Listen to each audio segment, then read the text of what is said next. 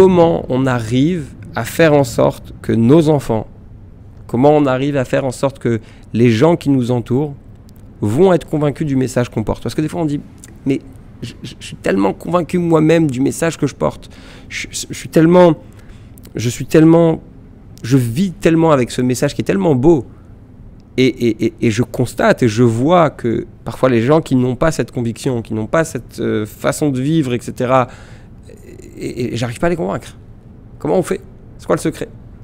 Alors, aujourd'hui, on est le 4 Tammuz, et on va étudier un peu tout ça. Il y a le passage de la paracha qui était lié l'année où le rabbi a écrit Hayom Yom, c'est le passage où le peuple juif veut passer, le peuple d'Israël veut passer par les terres de Édom. Et le peuple d'Édom ne veut pas le laisser passer. Donc il y a aussi peut-être un peu cette idée-là. Le Rav Zelikson, qui a écrit un livre aussi sur Hayom Yom, qui est le livre qu'on étudie, qui est un des premiers livres que le rabbi a écrit, nous dit que c'est aussi le jour où le Maharam de Rothenburg, qui est un grand parmi les grands, est entré en prison.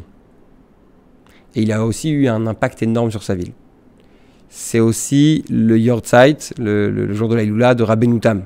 Rabbeinu Tam qui est le petit-fils de Rashi. Et lui aussi, il est arrivé dans une ville et il a changé cette ville. Je ne pense pas que c'est par hasard. Je ne pense pas que c'est par hasard que on parle de gens qui ont réussi à avoir un impact très très fort sur leur entourage. On parle de gens qui sont venus dans une ville où il n'y avait pas toutes ces convictions et qui ont réussi à les amener. Et la question c'est quelle est la méthode, quel est le secret? Alors, on est donc le 4 Tammuz, et le Hayom Yom dit la chose suivante. Chassid echad, ou talmid echad. Un chassid, on a expliqué déjà à plusieurs reprises le mot chassid est un terme qui est utilisé dans la Gemara et qui est utilisé aussi aujourd'hui dans le sens des élèves du Baal Shem Tov. Il y a Chabad, Breslev, Gour, Vizhnitz, etc.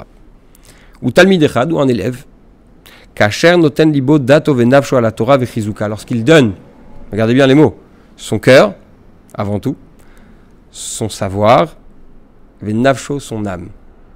Ça veut dire que on va du plus petit au plus haut. Les gens ils ont envie de dire non, d'abord c'est le plus haut, c'est le cœur. Non, il y a plus haut que le cœur, la connaissance et l'âme. À la Torah vechizuka, sur la Torah et sur le renforcement de la Torah. Poel, Yeshuot, Be'ir Gdola, cette personne arrivera à créer des choses incroyables dans une grande ville, Bechol Inyan Ha'ir, dans tous les sujets de la ville.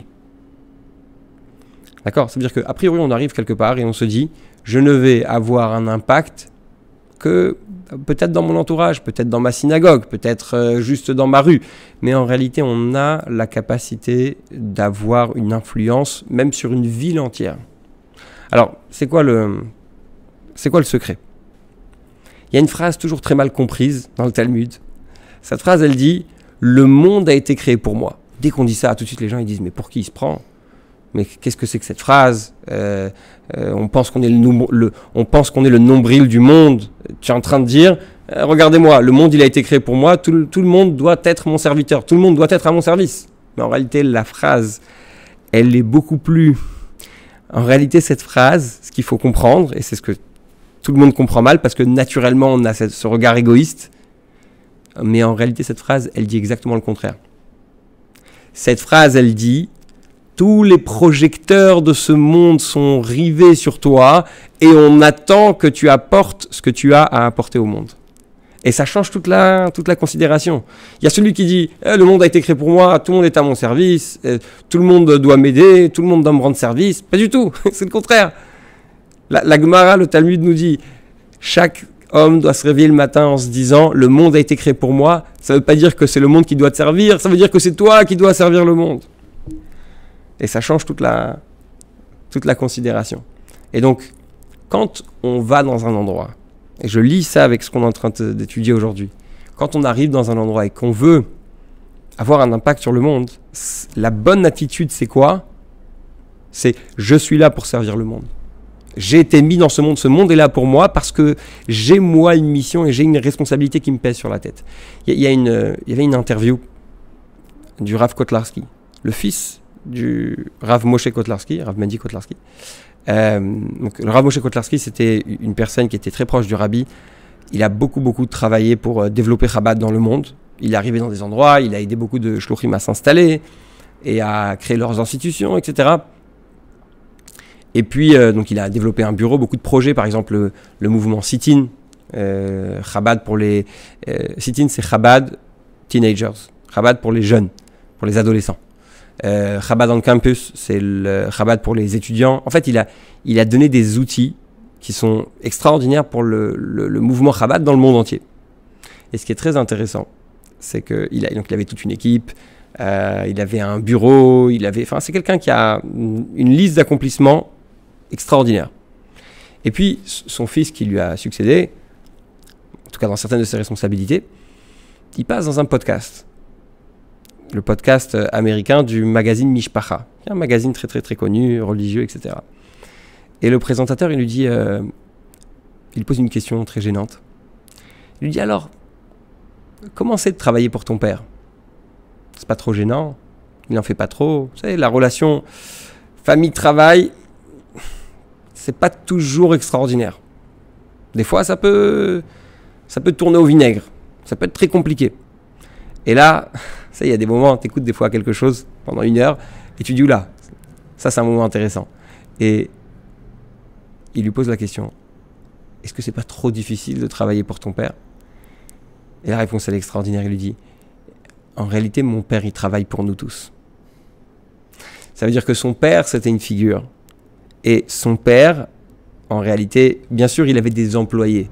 Mais quand on est un vrai leader, il y a une image comme ça que j'aime bien.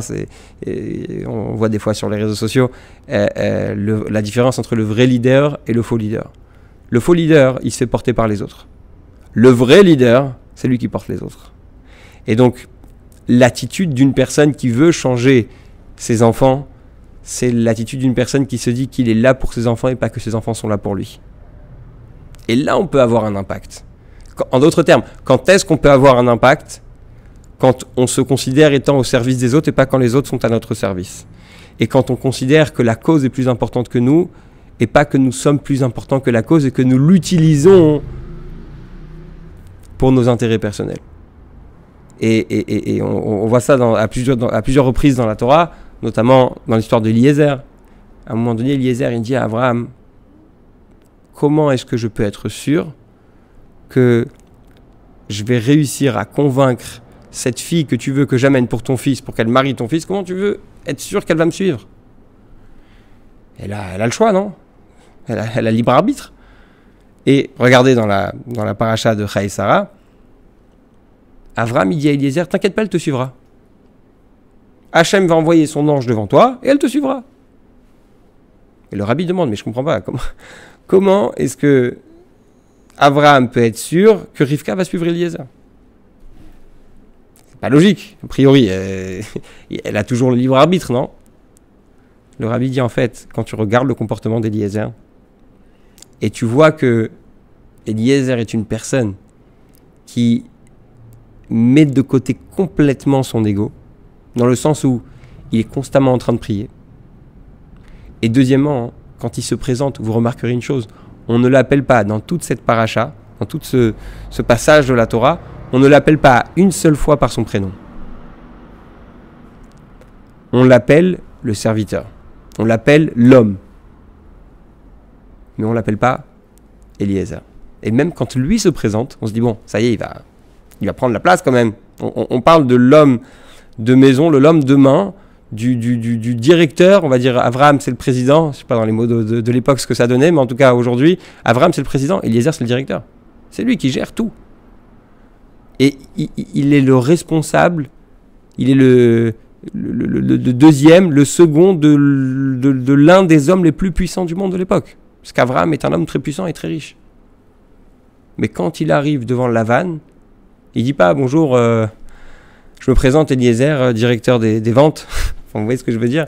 Non, je suis le serviteur d'Abraham. Parce que il veut montrer que Eliezer veut montrer que ce qui compte c'est le message. Ce qui compte c'est la mission, elle est plus importante que lui. Et Vehu b'derech melemala miderech hateva. Et donc pour finir les mots du Hayom Yom, on peut avoir un impact sur une grande ville quand on arrive dans un endroit. Et ça, c'est fait d'une manière surnaturelle. Bisrout Avot Haolam, par le mérite des pères du monde. On fait référence ici aux patriarches, Abraham, Yitzhak et Yaakov. La lettre, parce que on a déjà expliqué dans le passé que le rabbi a sélectionné des phrases, parfois des petits paragraphes, venant des lettres de son beau-père, Rabbi Yosef Yitzhak. Et c'était une lettre adressée à un chassid qui s'était installé aux États-Unis. Et c'était très très très très difficile à l'époque de créer quelque chose aux États-Unis parce que la terre était hostile. Vous savez, il y avait dans un premier temps, aux États-Unis, il y avait cette idée, tout le monde doit être pareil. Et après, il y a eu ce qu'on appelle le multiculturalisme. D'accord ? Bon, on n'est pas là pour parler politique. Chaque idée a ses avantages et chaque idée a ses inconvénients. Mais simplement, en termes de judaïsme, au début, quand les Juifs sont arrivés aux États-Unis et qui venaient d'Europe où ils avaient été très maltraités, c'est le moins qu'on puisse dire, c'était très difficile de venir avec le Shabbat, avec le kasher, avec tout ça. Et donc, la difficulté, ça a été de dire, on vient et on fait Shabbat. Et le rabbi précédent, Rabbi Yosef Yitzhak, écrit à l'un de ses élèves, t'inquiète pas, tu vas arriver dans cette ville et tu as la capacité de changer même toute la ville. Par contre, il y a une condition. Il faut que ce soit de tout ton cœur, de tout ton savoir et de toute ton âme. Ça veut dire qu'il faut que tu te donnes à 100%. Ça veut dire qu'il faut que la cause soit plus importante que toi. Et seulement là, ça va marcher.